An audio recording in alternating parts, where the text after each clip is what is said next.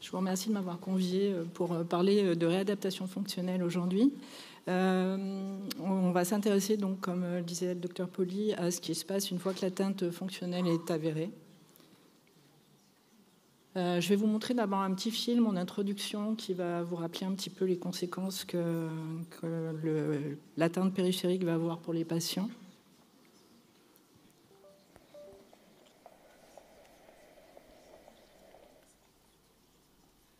Donc progressivement, l'atteinte va se constituer et vous voyez que ça va enlever des éléments du paysage au fur et à mesure que l'atteinte devient plus sévère.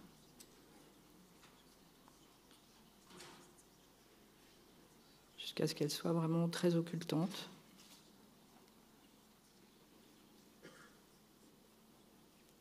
Voilà, et on se rend mieux compte en fait sur la marche arrière, quand on voit réapparaître tout l'environnement, on est bien content d'avoir le champ visuel préservé.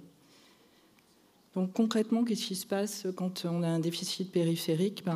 Très souvent, ce qui va masquer la difficulté, c'est que l'atteinte de l'acuité visuelle ne va pas forcément être immédiate. Et du coup, le retentissement au niveau de la lecture va être moins fort que le retentissement au niveau du déplacement. Et dans le cadre du cabinet, de la consultation, ça passe un petit peu inaperçu, au moins en première intention. Donc, quand proposer une rééducation, le point de vue du patient, ça va être souvent pourquoi ne m'a-t-on pas parlé des possibilités de rééducation avant? Le conseil du rééducateur, c'est d'informer ou d'adresser le patient dès que sa qualité de vie vous semble impactée. Sur quels critères? L'objectif, ça va être de répondre à la symptomatologie. Donc la symptomatologie, si on considère la personne dans sa globalité, ça va être des difficultés de lecture, une photophobie, des pertes d'équilibre, des difficultés d'orientation et de mobilité, des difficultés d'accès aux outils numériques et aux outils de communication, comment gérer les sens compensatoires dans leur complémentarité, et souvent on va voir apparaître aussi une dépression réactionnelle.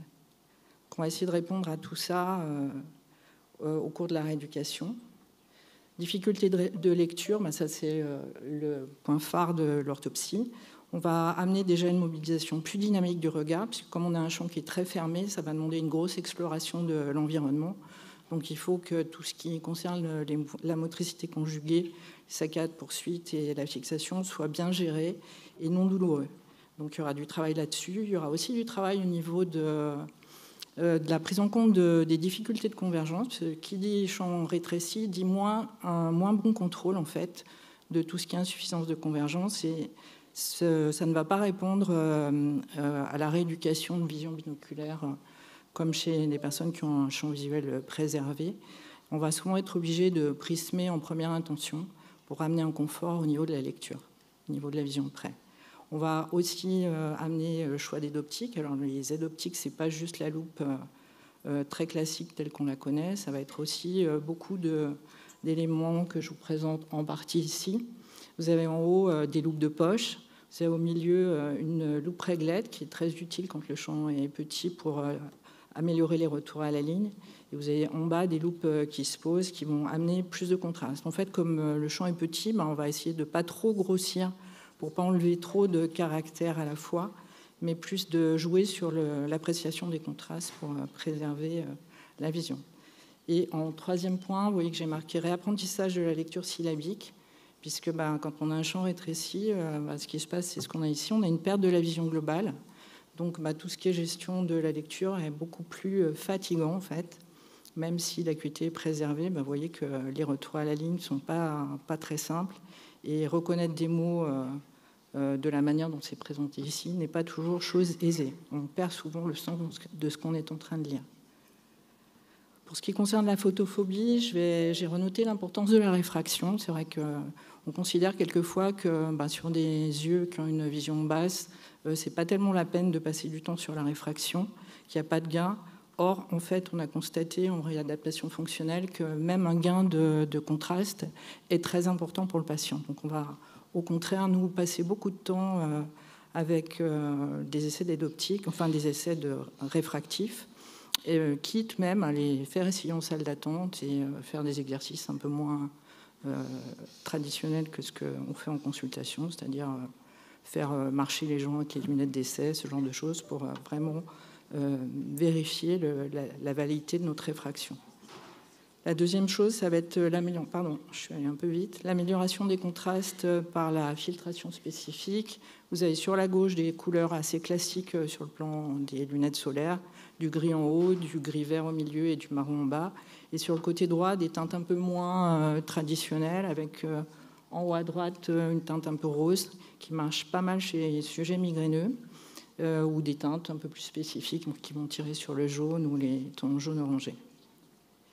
Voilà, et une chose importante encore, c'est le choix de la monture, parce que toute une partie de la lumière, elle ne va pas passer que par vision directe, mais elle passe aussi, là, partout où je mets mes doigts autour de ma lunette, la lumière passe, et quelquefois la photophobie, elle vient par réflexion au niveau de la face interne du verre. Donc une monture couvrante va mieux préserver les patients de cette lumière parasite. Le point suivant, c'est la perte d'équilibre. Donc avant que l'image soit traitée par le cerveau, il y a au niveau sensoriel différents sens qui vont intervenir pour maintenir un équilibre. D'une part, l'oreille interne, ça c'est bien connu et on pense souvent à ça en premier. Il y a aussi la proprioception, c'est-à-dire qu'on arrive à sentir comment on est dans l'espace et ça peut amener une stabilisation. Et il y a aussi beaucoup la vision. Et des gens vont être très visuels et si on leur enlève le sens visuel, ça va amener un déséquilibre majeur.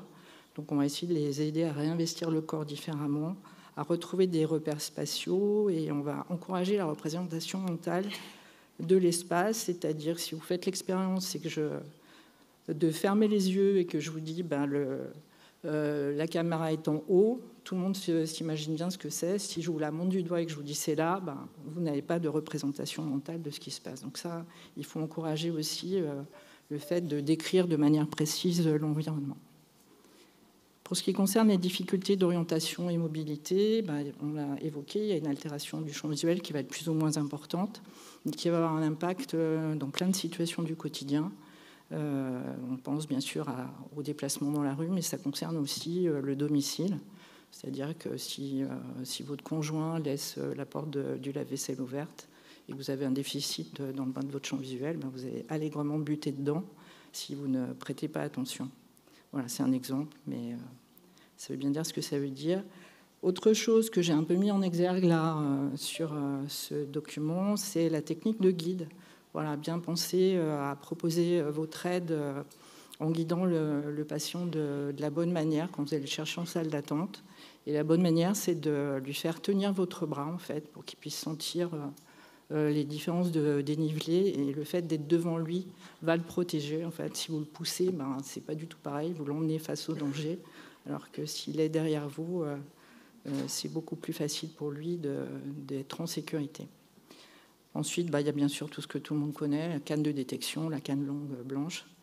L'utilisation de GPS piéton, qu'on va pouvoir introduire aussi en cours de rééducation. Et ce GPS piéton, il peut être couplé aussi ça de manière récente, à des bracelets vibrants qui vont donner des indications en les couplant avec certaines applis du téléphone. Voilà, pour ce qui concerne aussi ces difficultés liées au déplacement, je vous fais un tout petit rappel à la loi. C'est important d'informer les patients qu'il existe une incompatibilité entre la conduite automobile et une réduction du champ visuel. Donc la loi prévoit que si le champ visuel horizontal est inférieur à 120 degrés, la conduite n'est pas possible. C'est souvent cet aspect-là qui est difficile à faire comprendre aux patients. Voilà. Accès aux outils numériques et de communication, comme vous le savez tous, c'est difficile maintenant de se passer d'un téléphone connecté. Donc, pour la plupart des gens, ça ne va pas toujours être facile de se représenter ce qu'il y a dedans.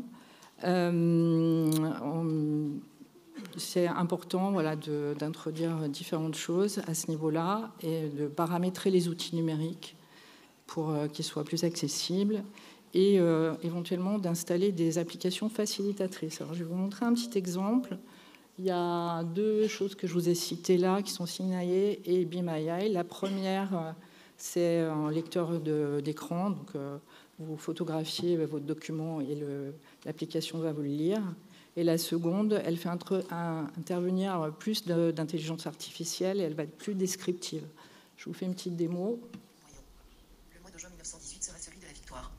Le retournement. Les Les armes sautaient et peignent sur la Marne que l'on entend les premiers cliquetis de baïonnettes entre la Somme et Loire.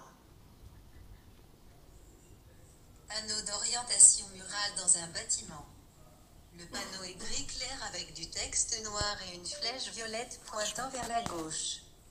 Il indique différentes directions pour des services ou des bureaux.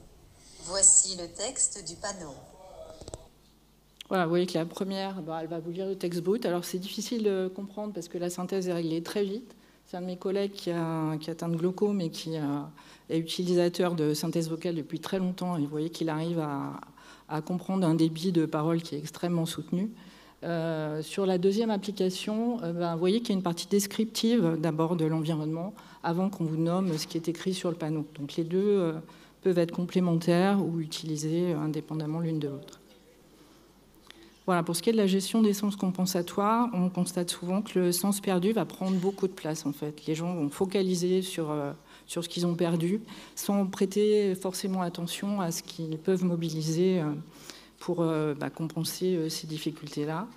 On va parler de compensation tactile, ça c'est assez facile de le comprendre. Orientation grâce aux odeurs, je peux vous donner l'exemple de la boulangerie. Quand vous baladez dans la rue, il va y avoir une odeur caractéristique qui va vous permettre de savoir où vous êtes. Gestion du son dans l'espace, on va y revenir. Et sens des masses, en fait, c'est un truc un peu particulier qui fait que quand vous circulez, vous allez plus ou moins ressentir votre environnement.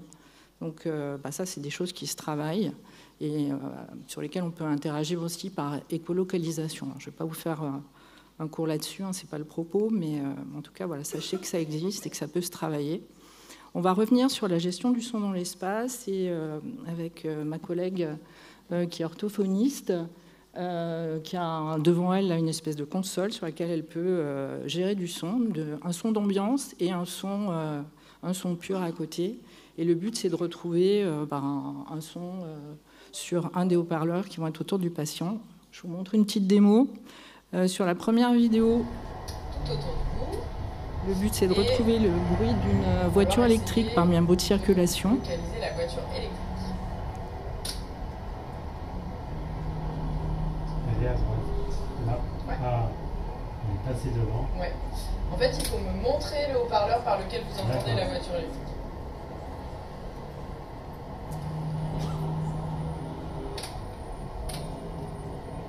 Vous voyez que là, on est déjà sur un niveau de difficulté qui est très soutenu. Ce sera plutôt des exercices de fin de rééducation. Ah, intéressant. Le fauteuil bouge, donc il faut que vous tourniez, c'est hyper important, pour ne pas vous tromper.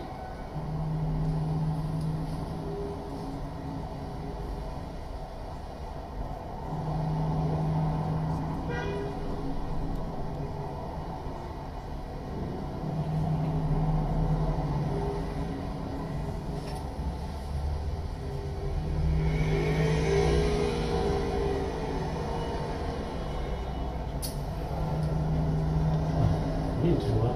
Ouais. Ok. Pardon, j'avais pas vu.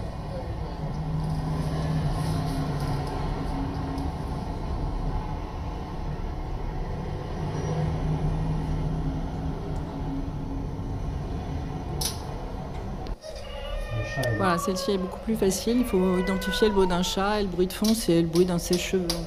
Et là, tout autour de vous, je mets un sèche-cheveux. L'idée, c'est de me montrer le chat.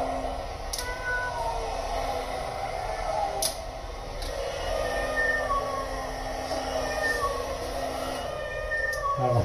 Oui, Le colère en fond. c'est ça. Voilà, vous voyez qu'on s'amuse bien chez nous. Voilà, tout ça pour nous amener aussi à la slide suivante qui concerne la dépression. Vous l'avez peut-être constaté, beaucoup de vos patients vont développer une dépression réactionnelle parce qu'ils sentent qu'il y a un truc inexorable qui se passe pour eux.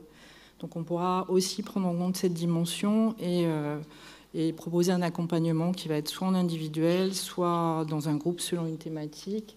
Je ne sais pas si vous arrivez à le lire, mais par exemple, il y en a un là qui dit « Le devenir des liens à l'entourage ». Entre compromis et ajustement, voilà, c'est un exemple. Mais il y a plein d'autres thématiques qui sont proposées de manière régulière. Voilà, sachant que les gens peuvent solliciter, les patients peuvent solliciter soit un accompagnement, soit les deux, soit ils ont la possibilité d'avoir les deux en parallèle. Voilà, le seul but qu'on a, c'est de maintenir une autonomie pour la personne, donc autonomie à domicile, autonomie dans la gestion financière, pour les courses du quotidien, autonomie pour l'accès aux outils numériques, l'accès aux loisirs et le maintien dans l'emploi. Tout ça pour leur conserver une qualité de vie qui soit acceptable le plus longtemps possible. Donc on a évoqué déjà tout à l'heure des questions d'organisation. Je vous avais évoqué l'exemple du lave-vaisselle ouvert. C'est vrai que ça a contraint en fait, le fait d'avoir un champ très rétréci. Ça a contraint soi-même et l'entourage à avoir des choses très rangées, très organisées. Il faut que les choses soient toujours à la même place pour qu'elles soient retrouvées avec facilité. On peut aussi proposer un marquage de l'électroménager, comme vous l'avez ici. Vous voyez qu'il y a des petites pastilles en relief ou sur le haut du bouton, là, vous avez un petit truc qui gratte pour différencier les différentes fonctions. Et puis mes collègues vont aussi pouvoir introduire certains outils parlants, comme un thermomètre parlant, des balances ménagères parlantes et tout un tas d'autres choses qui vont être aussi des adaptations du quotidien. Autonomie financière, on va parler de reconnaissance des pièces et des billets, même si on en utilise de moins en moins. Je vous ai mis en illustration les tranches des pièces d'euros, qui sont toutes différentes. Vous avez à gauche la pièce de 2 € qui a des petites stries fines, la pièce de 1 € qui a des stries fines et des parties lisses en alternance. Les pièces de 50 et 10 centimes ont la même crénelure, un peu épaisse, et la pièce de 20 centimes, elle a une crénelure de même type, mais plus espacée. Et les centimes d'euros, eux, ont plutôt une face lisse, sauf la pièce de 2 qui a une espèce de rainure verticale qui fait le tour de la pièce.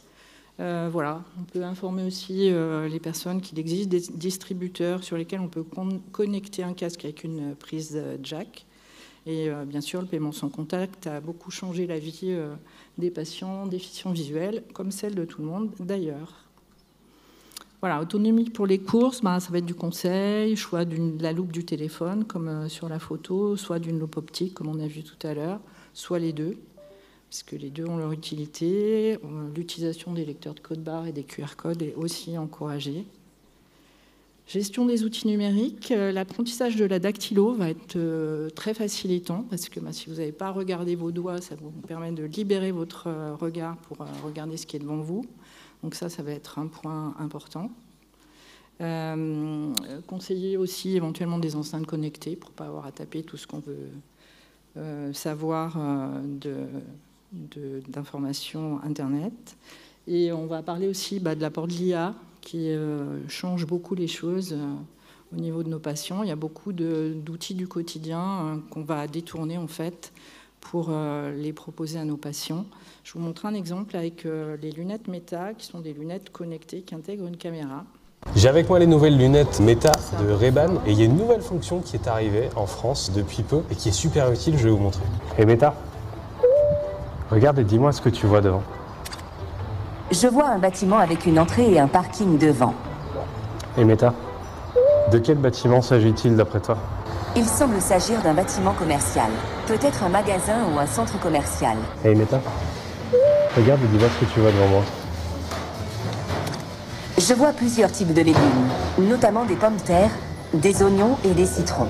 Hé Meta, comment sont-ils organisés de la gauche vers la droite? Les légumes sont organisés en rangées, avec les pommes de terre à gauche, suivies des oignons et des citrons à droite. Hé Meta, dis-moi où se situe l'entrée exactement? L'entrée est située sur le côté droit du bâtiment, avec une grande porte et un panneau au-dessus. Voilà pour l'exemple. Voilà, on peut parler aussi d'accès aux loisirs très rapidement. Il existe des jeux adaptés, des jeux qu'on va pouvoir détourner. Et je vous ai mis aussi l'exemple de jeux vidéo sur PS5, là par exemple, Mortal Kombat. Mon collègue qu'on aperçoit un petit peu là dans le coin, qui est non-voyant, peut l'adapter pour pouvoir jouer. Donc c'est le genre de jeu qui est accessible même aux personnes non-voyantes.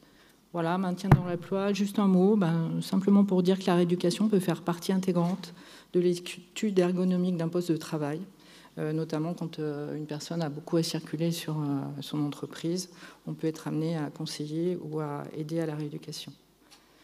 Voilà, donc moi, comme vous l'a expliqué le docteur Poli, je travaille à la FIDEB. Voilà, le travail orthoptique n'est qu'une partie de l'accompagnement.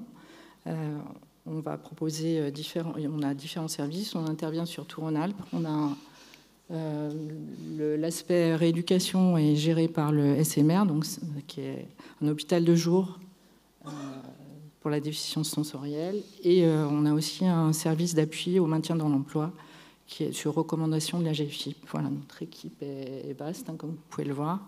Il y a différents rééducateurs, différents médecins, orthoptistes, orthophonistes, psychomotriciens, instructeurs de locaux, ergo, enseignants braille, psychologues, neuropsychologues, assistants sociaux, rééducateurs et formateurs en aide technique. Et voilà, j'en passe et des meilleurs. Voilà, je remercie mes collègues de s'être prêtés au jeu. Bien sûr, tous les patients de la région Rhône-Alpes qui ont un glaucome ne vont pas relever d'une prise en charge chez nous. Mais par expérience, je peux vous dire que la plupart des patients qu'on reçoit ne sont pas, contrairement à ce qu'on pense, des gens avec des MLA, mais on reçoit énormément de patients. Et je pense que c'est la majorité avec une combinaison de myopie forte et glaucome, puisque du coup, l'atteinte est double. Donc la déficience visuelle va être beaucoup plus marquée. En première intention, vous pouvez bien sûr adresser vos patients aux orthoptistes de proximité ou aux instructeurs en autonomie pour la déficience visuelle. Et je vous remercie de votre attention.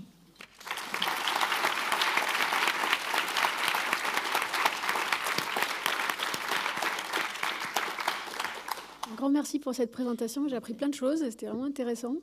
Et on ne sait jamais trop à quel stade est-ce qu'il faut vous adresser les patients. Est-ce que c'est vraiment un patient qui est malvoyant? Est-ce que quelqu'un qui rapporte des difficultés sur son écran peut aussi bénéficier d'une prise en charge plus légère?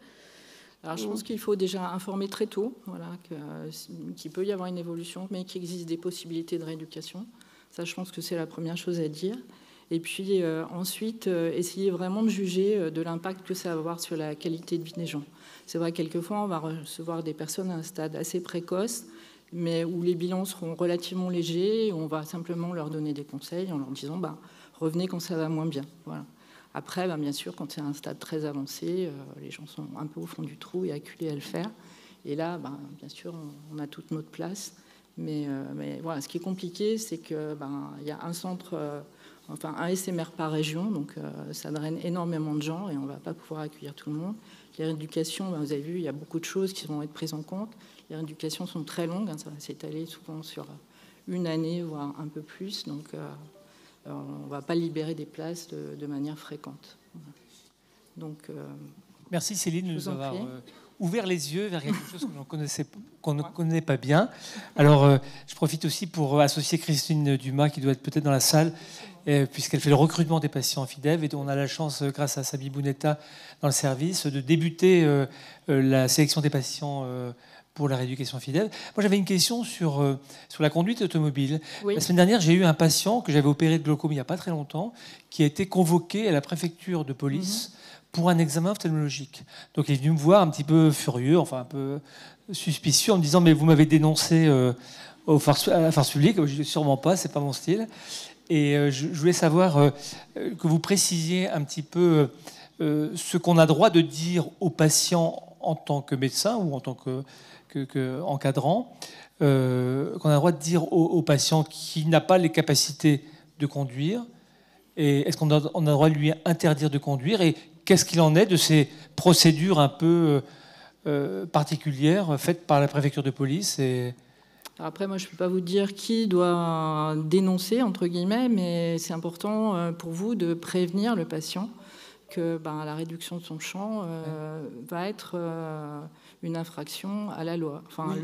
Faire le rappel à la loi, en fait. Ça m'a interpellé parce qu'il y a un article 4201 du Code de la santé publique que j'ai regardé et qui fait qu'effectivement, depuis peu de temps, depuis juillet 2024, je crois, la préfecture,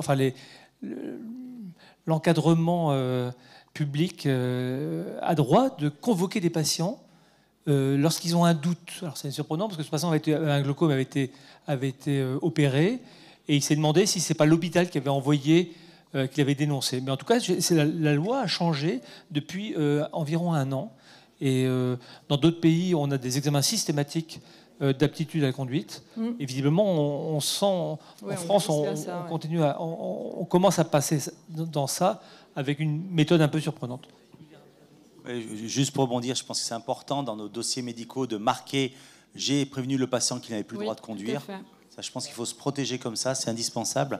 Je me souviens d'un patient qui avait porté plainte, du moins la famille d'un patient qui avait porté plainte contre l'ancien PH de la Croix-Rousse, au temps de M. Grange, je ne dirais pas son nom, mais à qui on avait reproché, finalement il y a eu un accident, etc. On avait reproché, mais vous n'avez pas dit à mon père ou mon grand-père, peu importe, qu'il n'avait plus le droit de conduire. Quelquefois, c'est noté dans les comptes rendus. Hein. Je suis désolée. Ça, il faut le faire. Ouais. Et puis, je voulais juste te remercier aussi, rebondir, te remercier pour cette conférence, mais te remercier globalement pour tout le travail que tu fais à la FIDEV et toute la FIDEV aussi. Tu as pris en charge 3 patients qu'on a opérés avec les implants sous-rétiniens, ça avance bien, puisqu'il y a un New England qui va sortir là en fin de mois, et donc là, le marquage CE en déposé, il y a maintenant un remboursement qui va être demandé dans les différents pays européens, donc c'est utile, ça marche. Donc merci pour ce travail, difficile, laborieux parfois ingrat aussi, mais fort utile pour nos patients. Ouais, c'est plutôt satisfaisant. Hein. Enfin, on en parlait tout à l'heure avec le docteur Poli. Les gens repartent rarement insatisfaits, hein. Même s'il n'y a pas un gain chiffré, il y a toujours... déjà, le fait de passer du temps avec eux et de montrer une compréhension de leurs difficultés, c'est déjà énorme. Hein. Donc, voilà, donc c'est jamais du temps perdu. Alors, merci beaucoup pour cette intervention. Et puis...